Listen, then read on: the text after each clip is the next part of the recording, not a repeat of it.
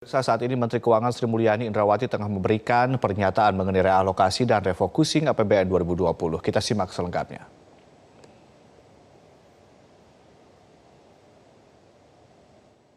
Ekonomi dan keuangan. Dampak COVID ini telah menyebabkan ekonomi global kemungkinan masuk di dalam resesi.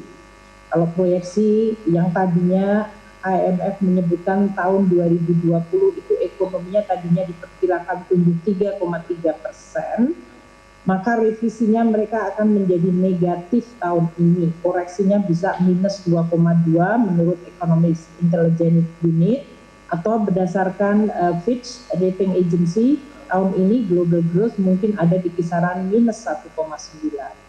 Ini artinya dunia akan kehilangan potensi GDP yang tahun ini seharusnya tercipta sebesar 5 triliun US dollar. Ini hampir seukuran dengan 1 GDP Jepang saja, hanya karena akibat COVID yang menyebabkan pengaruh kepada kesehatan, sosial, ekonomi, dan keuangan. Dari sisi kondisi COVID inilah kemudian menjala ke berbagai hal. Kalau kita lihat berbagai indeks keuangan juga mengalami volatilitas atau bahkan cenderung kepada kepanikan. Ini muncul dari berbagai indikator, baik itu indikator di pasar saham seperti VIX Index maupun di pasar obligasi. Juga pengaruhnya kepada harga komoditas juga menunjukkan suatu yang cukup signifikan. Untuk indeks saham di negara-negara emerging mengalami penurunan 23,9, negara maju 21,4%. Jadi ini adalah kondisi yang tidak biasa. Oleh karena itu baseline untuk tahun 2020 ini berubah dan ini yang menjadi basis kita untuk melihat tahun 2021. Nah, dalam merespon kondisi 2020 yang sangat extraordinary ini, berbagai negara melakukan langkah-langkah atau measures, policy measure untuk mengcounter perlemahan maupun tantangan dari masalah kesehatan dan keselamatan masyarakat. Negara-negara seperti Australia, Singapura, Amerika itu, bahkan Malaysia melakukan ekspansi fiskalnya sampai di atas 10% dari GDP. Negara lain mungkin lebih rendah dari itu. Namun di luar dari fiskalnya, banyak negara juga melakukan melalui bank sentralnya.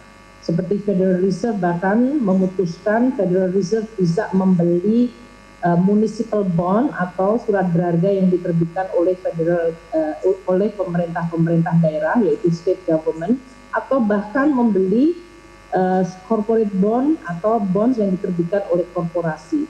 Ini tujuannya di berbagai negara agar dampak shock dari COVID yang luar biasa besar tidak menimbulkan permanent damage kepada ekonominya. Makanya dibuatlah cushion atau bantal pengaman melalui kebijakan fiskal dan bahkan juga dari kebijakan moneter maupun kebijakan sektor keuangan.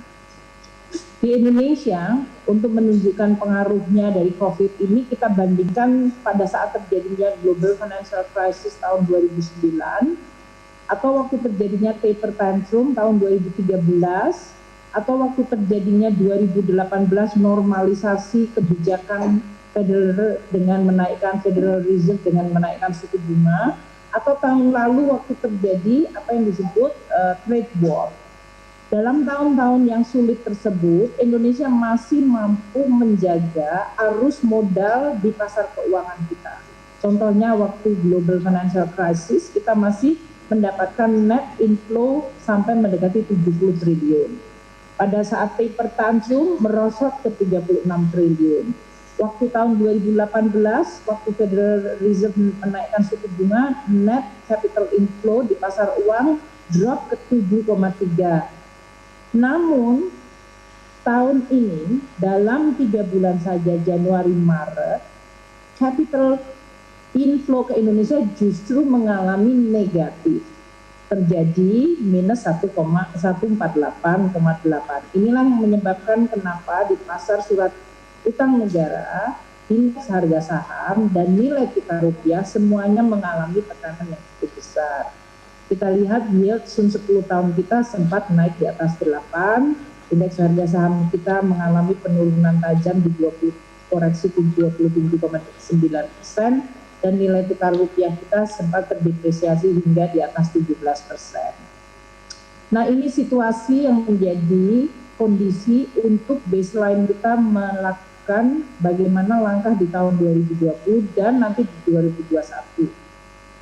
Untuk GDP saat ini kita mengestimasi dalam kondisi berat dan sangat berat. Baseline kita di 5,3 akan mengalami tekanan pada level turun pertumbuhannya sampai di level 2,3%. Bahkan dalam situasi sangat berat, mungkin juga bahkan menurun sampai negatif growth.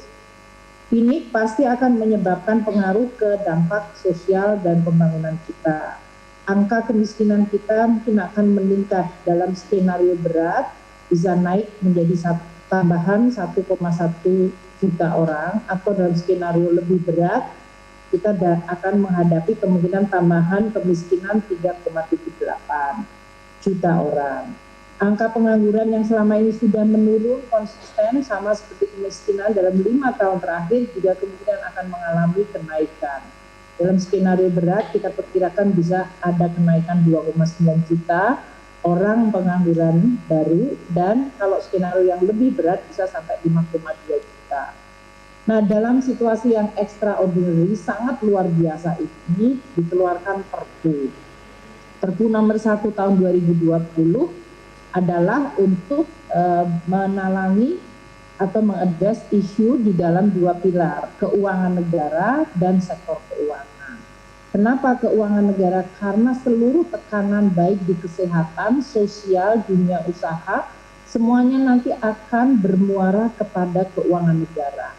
Bagaimana kita melakukan langkah-langkah untuk mengatasi COVID di bidang kesehatan baik pusat dan daerah, baik untuk membantu masyarakat dengan bansos, baik memberikan bantuan dunia usaha yang sekarang mengalami tekanan luar biasa, itu semuanya muaranya akan kepada APBN atau keuangan negara. Oleh karena itu, Perpu memberikan landasan hukum untuk kita bisa melakukan penyesuaian di dalam menghadapi situasi luar biasa ini, termasuk penyesuaian batasan defisit, penggunaan sumber pendanaan alternatif, penyesuaian mandatory spending, penerbitan surat berharga negara dan pinjaman untuk penambahan defisit, insentif perpajakan bagi dunia usaha dan usaha kecil menengah dalam situasi yang berat ini, dan juga di dalam mendesain program pemulihan ekonomi dalam situasi menghadapi COVID dan pasca COVID.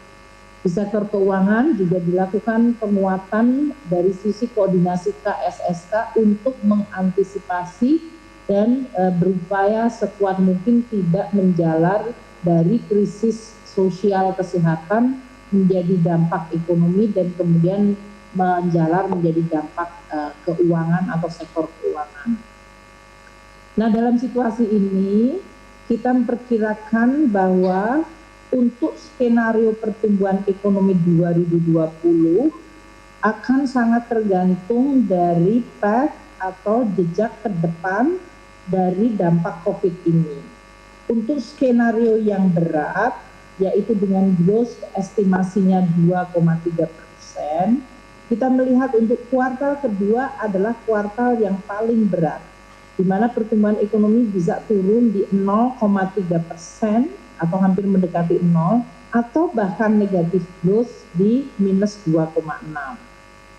Dan untuk kuartal ketiga akan ada recovery di 1,5 dan 2,8. Kalau kita kondisinya akan berat cukup panjang, kemungkinan bahkan akan terjadi resesi di mana 2 kuartal berturut-turut Indonesia GDP-nya bisa negatif. Ini yang sedang kita upayakan untuk tidak terjadi. Memang sangat berat, namun ini adalah di dalam kita menghadapi kondisi yang luar biasa dan kita coba untuk atasi. Langkah-langkah penanganan seperti yang sering sudah disampaikan Bapak Presiden, yaitu pertama menggunakan instrumen APBN fokus untuk 3 hal.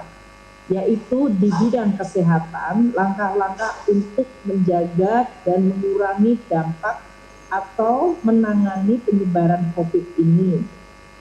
Kedua, di bidang jaring pengaman sosial, social safety net, dan ketiga, dukungan kepada dunia usaha dari mulai usaha sektor informal, sektor UMKM, hingga dunia usaha. Karena ini akan pengaruhnya terhadap PHK dan kemudian dampaknya ke sosial lagi. Dalam situasi inilah kita melihat APBN 2020 akan menanggung beban yang luar biasa. Tahun ini karena seluruh kondisi ekonomi mengalami dampak, maka penerimaan negara diperkirakan akan mengalami tekanan ke bawah. Kita memperkirakan sekitar 10% kontraksi penerimaan negara karena kita memberikan berbagai insentif perpajakan dan adanya perlambatan ekonomi. Sedangkan sisi belanja kita perkirakan akan naik sekitar 3%, namun ini yang sedang terus kita jaga melalui berbagai langkah refocusing dan penyisiran anggaran serta penyesuaian anggaran yang Bapak Presiden instruksikan hari ini. Dan defisit kita diperkirakan akan meningkat di sekitar 5%.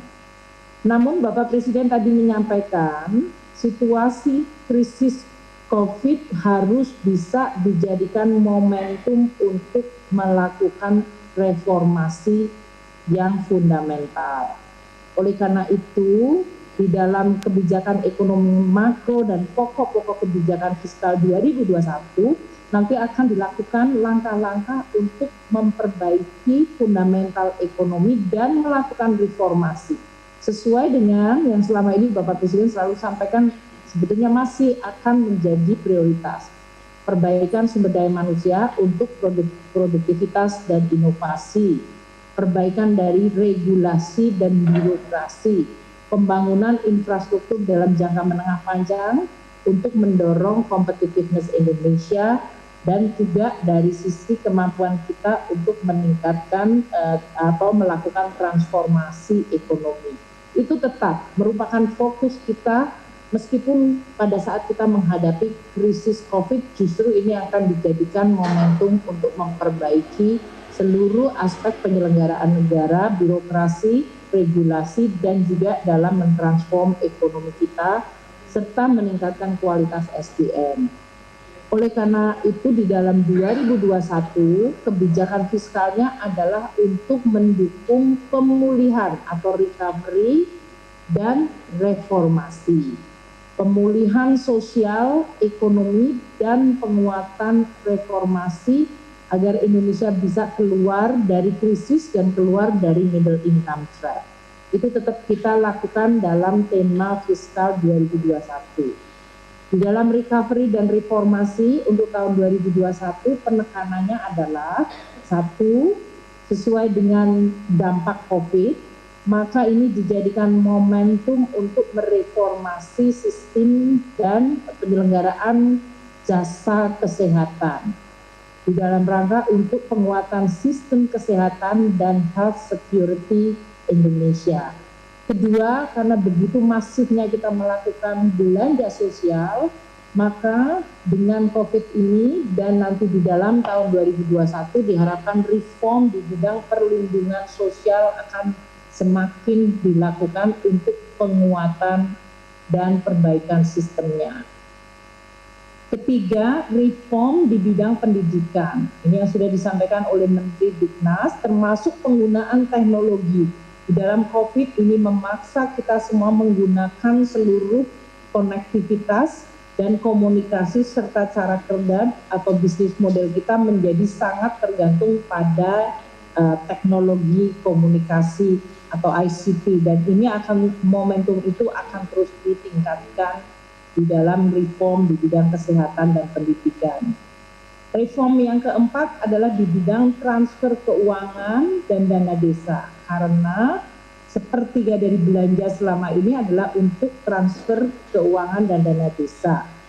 Dan ini berarti sinergi antara pemerintah daerah dengan pusat menjadi sangat penting. Dan kita diminta oleh Bapak Presiden untuk betul-betul disiplin melakukan reformasi sisi belanja. Dan ini yang kami lakukan bersama-sama dengan Bappenas untuk dengan para Menko untuk melakukan disiplin dari sisi pembelanjaan.